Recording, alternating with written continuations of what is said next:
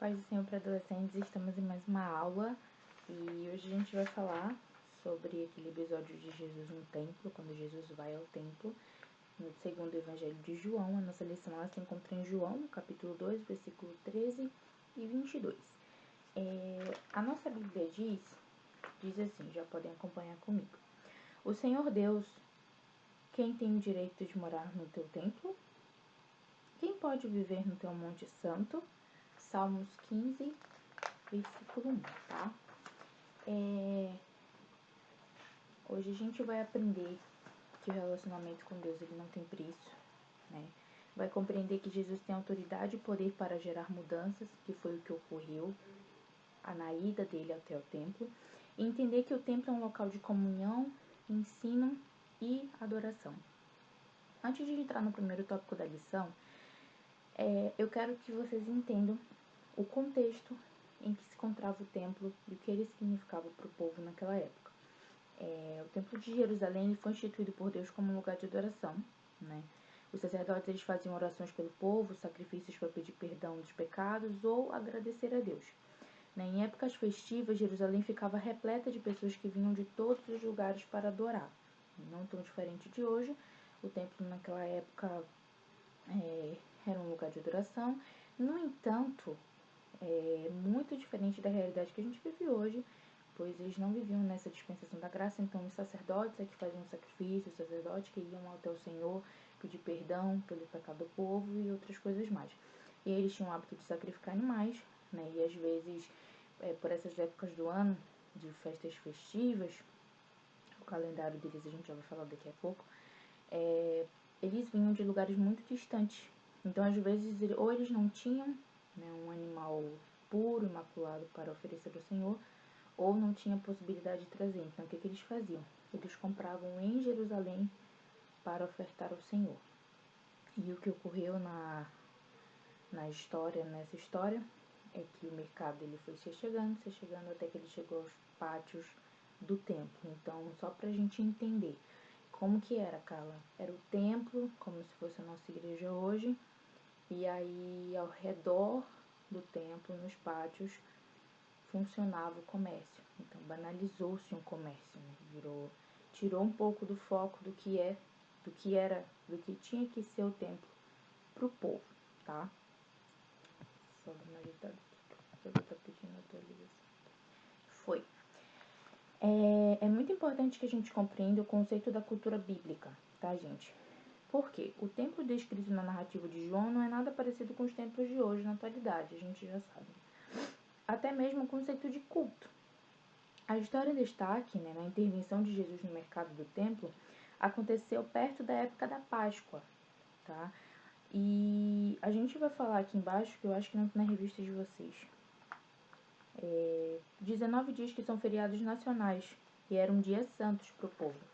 É importante que a gente entenda, a cultura deles era muito forte, né, e as datas eram muito respeitadas. E aqui tem a festa da Páscoa, pães asmos, primícias, colheita, trombetas, dia da expiação, tabernáculos e tendas. E qual era a festa, né, que estava acontecendo nessa parte em que João aqui relatou? Era a festa da Páscoa. E o que era a Páscoa para eles? A Páscoa para eles, ela celebrava quando Deus poupou a vida deles lá no Egito, né? Então ela lembrava o povo do livramento dado por Deus. Então tinha um sentido e um significado muito forte para eles na época. Vamos entrar lá no Conhecendo Mais de Deus, que fala assim: o ambiente onde cultuamos a Deus é um local muito especial. Devemos ter respeito e carinho com a casa de Deus. Com o templo de Jerusalém não era diferente. O povo hebreu tinha ele como um epicentro, centro da vida, da fé. Ele tinha sido construído originalmente por Salomão, filho do rei Davi, e devido às guerras e invasões estrangeiras precisou ser reconstruído. Zorobabel foi o líder responsável pela construção 5 séculos antes de Cristo. Nos tempos de Jesus, o templo havia sido restaurado e ampliado por Herodes. O calendário do povo de Israel era marcado por diversas festas religiosas, como a gente já comentou antes. E dentre elas temos a Páscoa, realizada no primeiro mês do ano. a festa dos pães asmos e a festa das primícias. Outra festa muito conhecida é a do Pentecostes. Cada uma das celebrações demarcava as estações do ano e as colheitas, bem como ida ao templo, ou seja, né, por essas épocas do ano, o povo se dirigia até o templo. Então a cidade ela ficava lotada e o comércio certamente ficava muito forte. O comércio no templo, segundo tópico. O templo era administrado pelos sacerdotes. Muitos deles faziam parte do grupo dos saduceus. Esse grupo representava a mais alta classe social da sociedade judaica. O templo em si era composto por apenas dois espaços, o lugar santo e o santo dos santos. Só para a gente entender que nessa passagem, o santo dos santos ele já não tinha mais a presença da arca, né, devido a algumas guerras ou coisas assim, ela já havia sido levada, tá? No lugar santo havia peças especiais. Inclusive foi até lá onde onde Deus falou com Zacarias, lugar santo.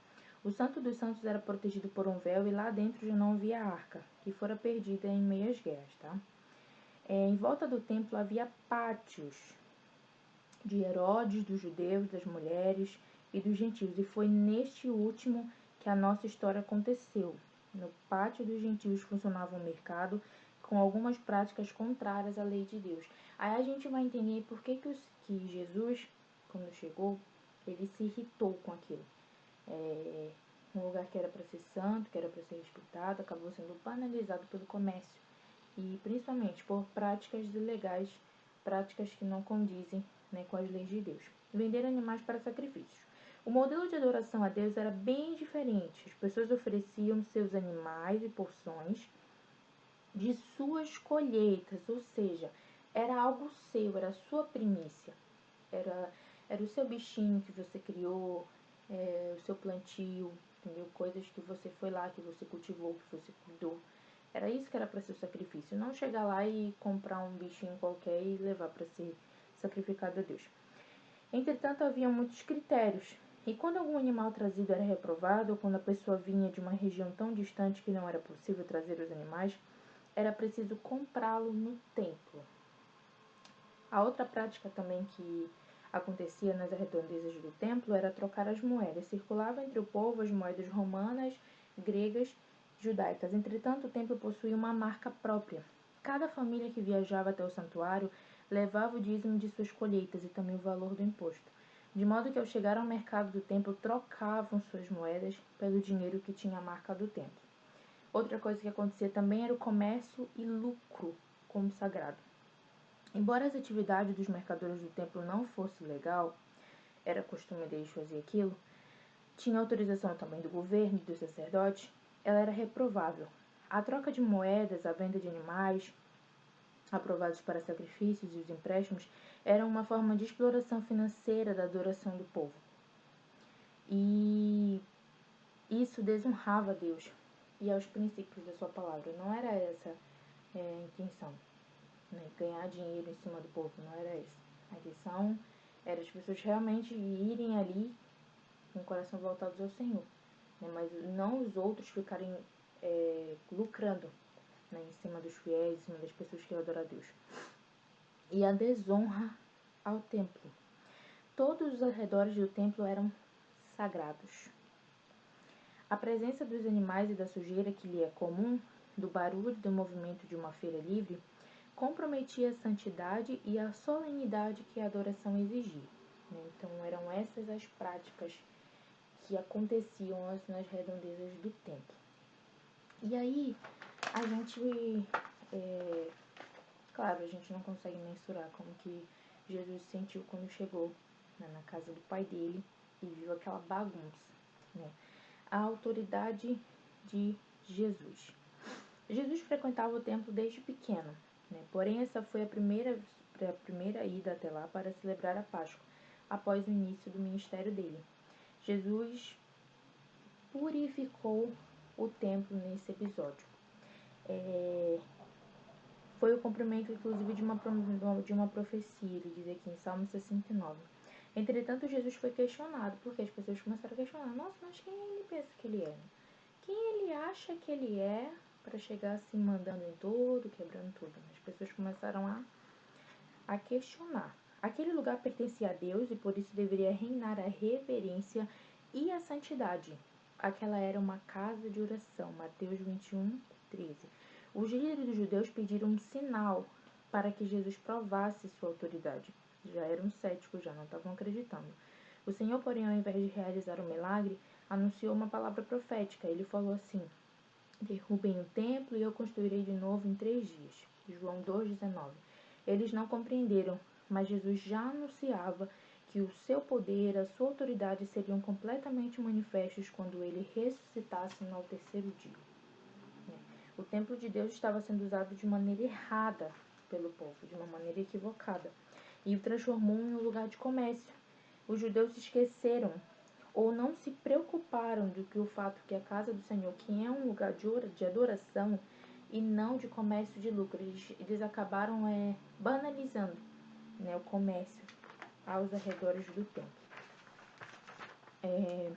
Esta é uma casa de oração. Jesus, a gente sabe assim, gente, que obviamente Jesus deve ter se irado, né, vendo aquela bagunça toda. Mas o que eu quero dizer pra vocês não é que Deus pecou, que Jesus pecou, tá? Há uma diferença entre a ira descontrolada e a justa indignação. No caso do Senhor foi uma justa indignação pelo que o povo estava fazendo lá. A gente tem que ter cautela para entender essa passagem e entender que ele consequentemente ficou emocionado, né, no momento em ver aquilo e se irou com a injustiça e o pecado. Errado é a gente se irar por ofensas pessoais, coisa insignificante, tá? Mas Jesus não pecou, ele ficou chocado com aquela injustiça que eles estavam fazendo, né, sendo negligentes ali, fazendo aquela bagunça no templo, tá? O templo tinha seu propósito. Era o local onde os sacerdotes intercediam a Deus pelo povo naquela época, né? O templo também era um lugar de celebração e de comunhão. As pessoas viajavam cada uma da sua região para congregarem durante as festas. Especialmente era um lugar onde as pessoas buscavam a Deus com reverência. Jesus, ao purificar o templo, restabeleceu o senso do propósito do templo que o povo havia esquecido. Então Jesus veio com a autoridade dele ali e fez o povo lembrar qual o propósito do templo, né? Que não era lucrar e nem fazer comércio, nada do que eles estavam fazendo. De todo o povo de Israel. Vamos lá, passar para o finalzinho desse tópico. A gente sabe que hoje nós podemos adorar a Deus em qualquer lugar. Na nossa casa, tá na rua, pode falar com Deus. Se reunir numa praça, os irmãos podem adorar a Deus. Mas havia um propósito para edificar um lugar, né, para adorar a Deus. Assim como o tabernáculo, quando o templo de Jerusalém representava casa de oração por muitos anos, eles representaram. Hoje nós temos a igreja, né? A igreja é a nossa casa de oração. E da mesma forma como o templo, o objetivo do templo era de cultuar, de adorar, da mesma forma é a igreja, né? Por isso que dentro da igreja a gente tem uma reverência, a gente costuma não conversar, né, no momento do culto, não sair tanto para ir ao banheiro, beber água, não fazer uso do celular, né? Porque a gente vai com o intuito de adorar. A gente vai com o coração voltado a Deus. A gente vai para oferecer o nosso culto racional a Deus. Então, se eu vou para cultuar, como que eu posso cultuar batendo papo com meu amigo? Como que eu posso cultuar olhando meu WhatsApp? Como que eu posso cultuar indo 10 vezes ao banheiro, né? Então, a gente tem que se concentrar primeiramente, né, no culto e ter reverência, né? Porque eles tiveram uma irreverência tremenda, né? Então, a gente faz as atividades na igreja, as cantinas, tudo com muito respeito, com muita ordem, com muita decência, para que não banalize o templo como o povo fez na época, para que não tire o foco, né, do que é estar na igreja. O foco não é a venda, o foco não é a troca, o foco não é as conversas aleatórias, não. O foco é a adoração a Deus. E foi isso que Jesus, com a sua autoridade, fez. Lembrou o povo do que era, de qual era o objetivo do templo, que era adorar ao Senhor. que a gente venha refletir nessa palavra. Fiquem todos na paz do Senhor. Até a próxima.